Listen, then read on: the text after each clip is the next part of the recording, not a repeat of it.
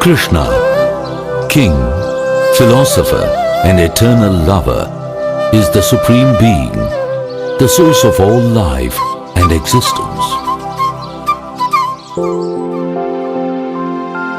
Sudama was a close friend of Krishna and his schoolmate.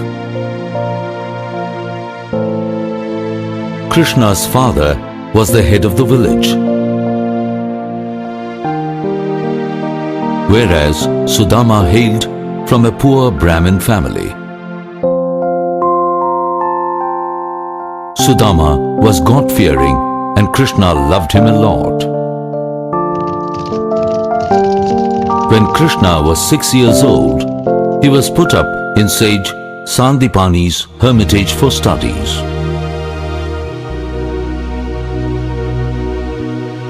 Usually, students who are put up for studies have to do all the jobs related to the ashram along with the studies, even they be from powerful families.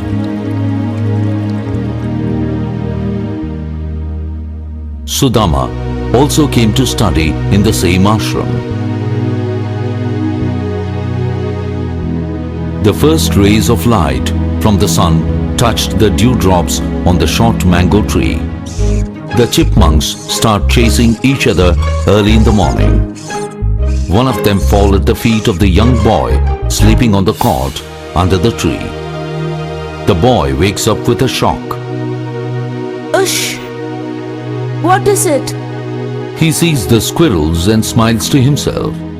Suddenly, he hears the melody of the flute and turns to see young Krishna with his flute.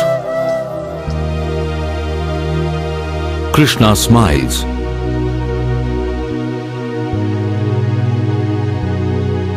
and touches the boy on his shoulder. Sudama, it's time to water the plants. I was shocked when one of the chipmunks almost fell on me. Sudama, never get scared for anything. Come on, you have to teach me the Vedic chants. Sudama smiles. I know you are an expert in that. Sudama gets up and goes to the pond. Krishna pushes him into the pond. Sudama has a good dip.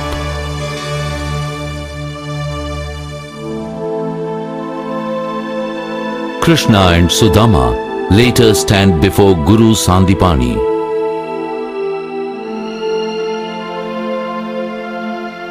Dear children, are you ready for the class?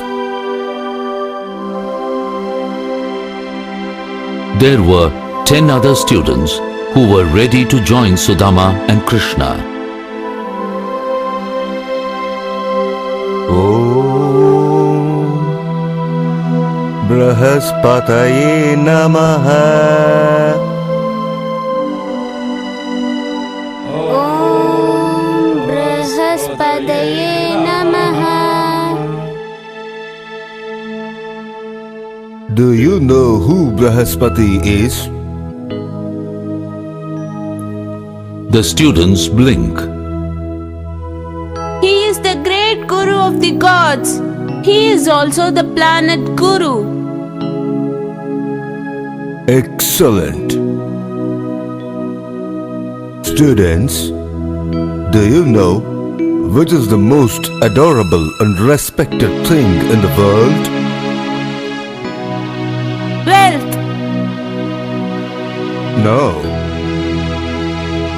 Discipline. You tell me, Krishna. One stomach.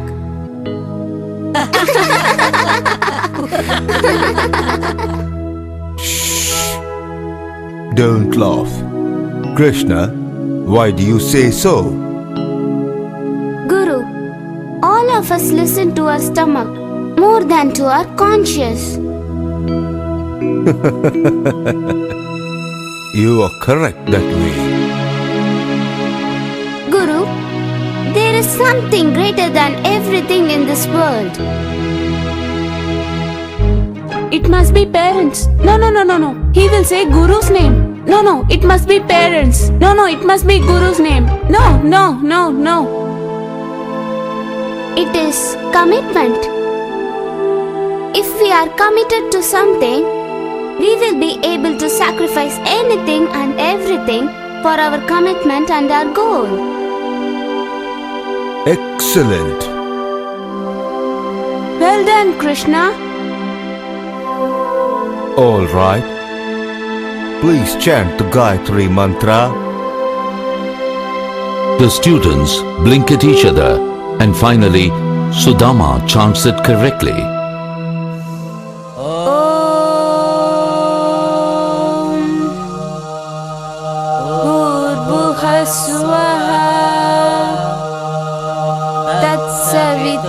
तत्सवितुर्वरेण्यं भर्गो देवस्य धीमहि धियो यो न प्रचोदयात्.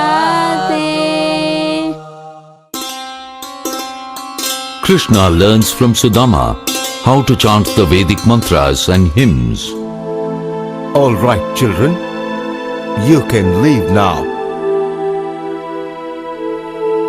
The students move to attend to other duties. Krishna and Sudama water the plants and go to the kitchen, where the wife of their guru is cooking. They find her struggling with a small bundle of wet wood.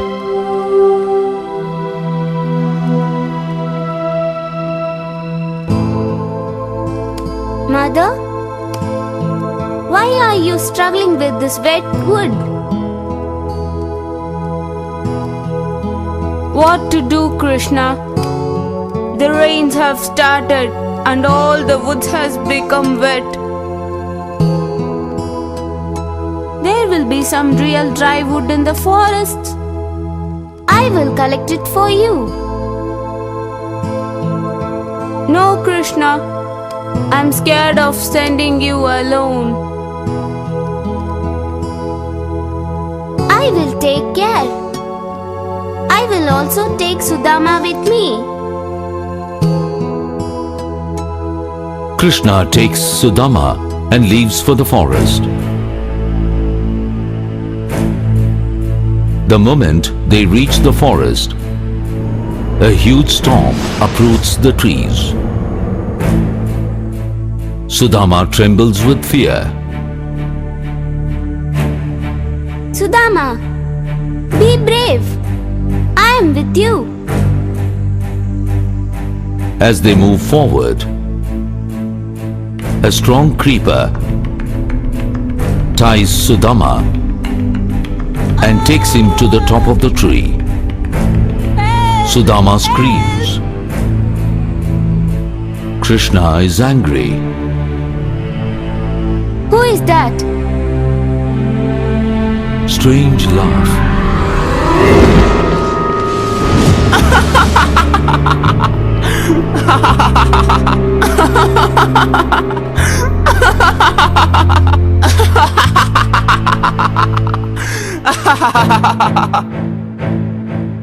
Krishna holds the creeper and breaks it into two.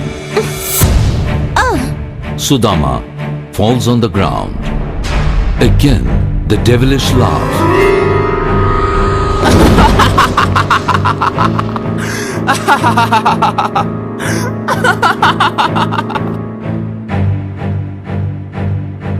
A huge demoness appears before Krishna.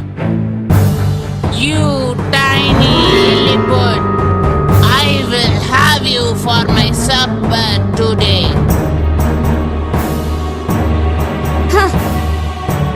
I'm sick of hearing this. The demoness turns wild. A terrible scuffle ensues. Krishna uproots a tree and smashes it on the head of the demon, letting out a loud cry which reverberates through the forest, and the demoness disappears. Sudama cries and hugs Krishna. Sudama, don't weep. Nothing can harm us. Come on. We have a commitment to give wood for our ashram. I'm hungry. At the end of the day, we have to listen to our stomach. Huh? Krishna, you are always cheerful and crack such jokes. Krishna and Sudama reach the ashram with wood. The sage is shocked to hear about the happenings in the forest. Krishna, my dear son, you are really brave. You have saved Sudama. Krishna smiles. The sage's wife kisses Krishna for his bravery and for the wood he has brought. Long live, my dear. You will conquer the world one day. After completing their studies,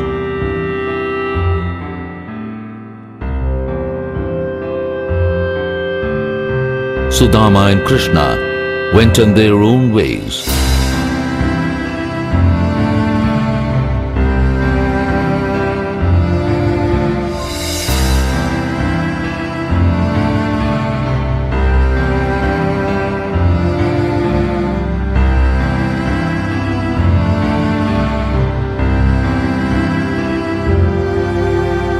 Krishna became the king of Dwaraka and married Princess Rukmini, the goddess of prosperity.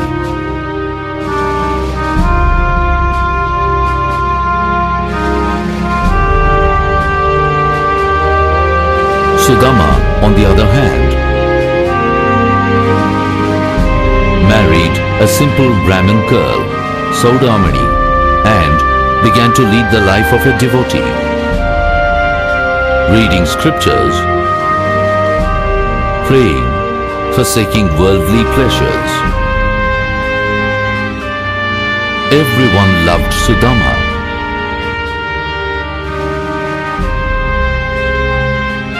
His family was quite happy.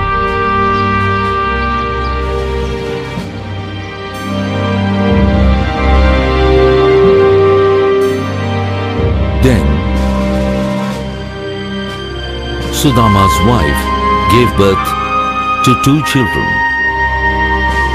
Because of Sudama's austere lifestyle, the family began to face difficult days.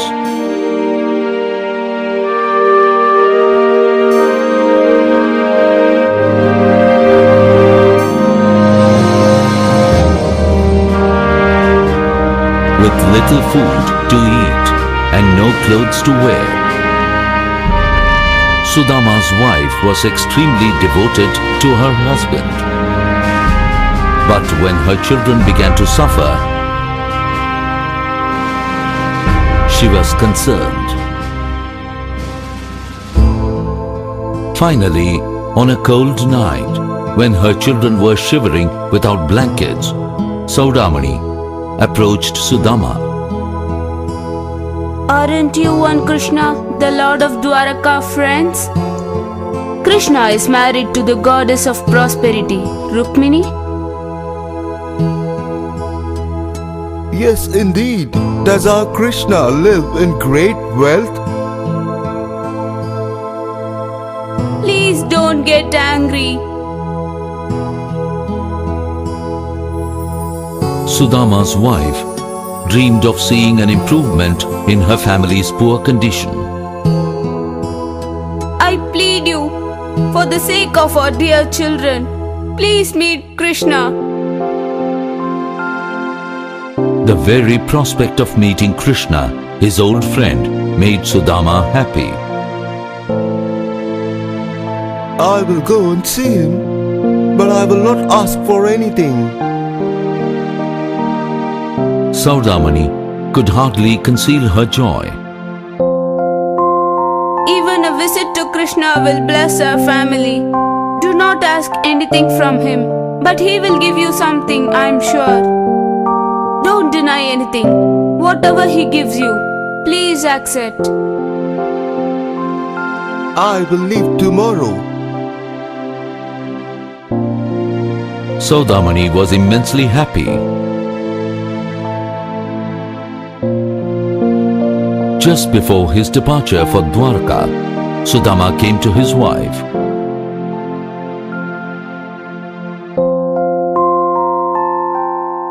Both had the same thought. What will I give to Krishna when I see him after such a long time? Sudamani was quiet for a while. My lord, you used to tell me that Krishna loves pova, the flattened rice. Sudama too remembered Krishna's great liking for pova. You are correct.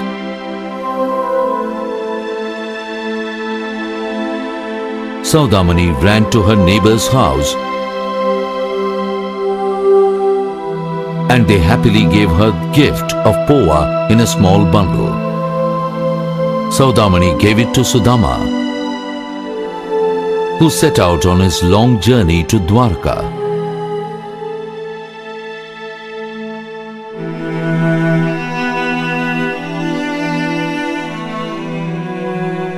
When Sudama reached the magnificent door of the palace, the guards stopped him. Quite ashamed of himself, he asked the guard to inform Krishna that his friend Sudama was at the door. The guard did not believe that this man wearing such tattered clothes could be the king's friend. Are you the king's friend? Sudama was quite embarrassed. What do you want to tell our king? I'm his old friend Sudama. The guard nevertheless took pity on the poor fellow and went in to announce the visitor to the king.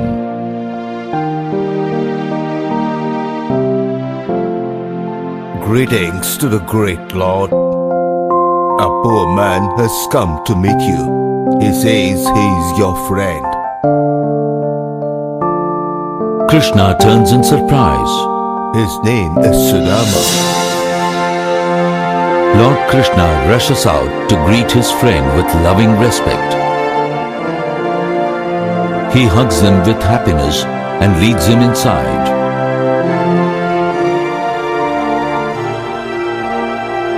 Sudama, finally, you had the heart to come and see me. How many years have passed?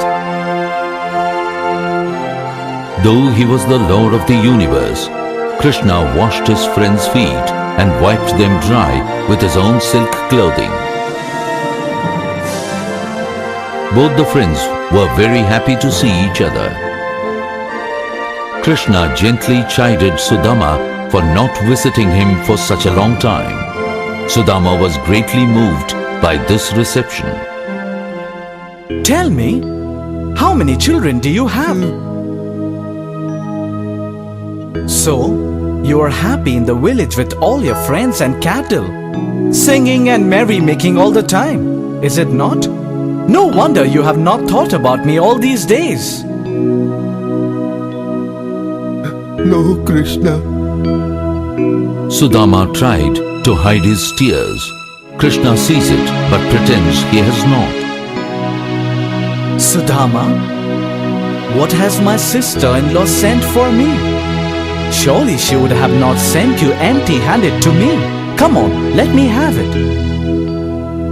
Sudama was embarrassed and agitated, and many thoughts were racing through his head. Was it okay to give such a mean gift to the king? Was it fitting? What if Krishna were to mistake his intention in bringing him such a gift? Krishna saw the small bundle tucked under his friend's armpit. He quickly snatched it. Wow! Poha, my favorite. But Krishna liked pounded rice so much that he ate one handful immediately. Sudama was surprised. Krishna, do you like it? Of course, it's real yummy. He ate a second handful with great relish. Princess Rukmini was observing all this as she knew well the intention of Lord Krishna. Let me have another mouthful.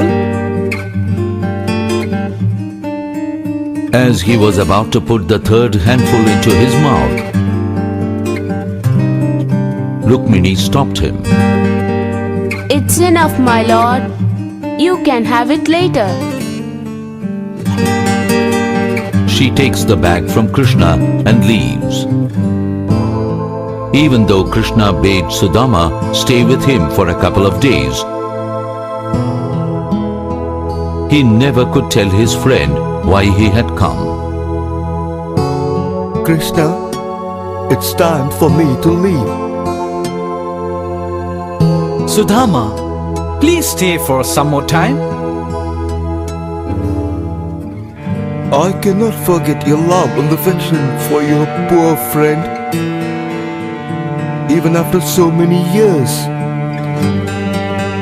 When Sudama said this, his voice broke and tears rolled on his cheeks. Krishna was moved and he hugged his friend Sudama. My children will be expecting me. You are always with me, Krishna. Sudama leaves the palace. Sudama was sent home with all honors. As he came near his house, Sudama wondered what he would tell his wife. How could I tell her that I have not got any money from my friend? But when he neared his house, he saw a huge mansion where his old house had been. As he stood wondering, out came his wife and family, all dressed in fine clothes. My lord, look at all of us. We were all sleeping, and when we woke up, we were all in a golden cot and silken robes. Our whole house has now become a new palace. Your friend has done everything for us. Sudama understood that his friend had done the needful without him having to say a word about his poverty.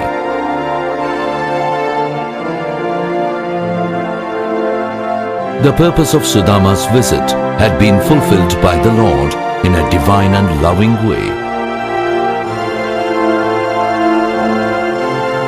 Even as Krishna ate the first mouthful of pounded rice,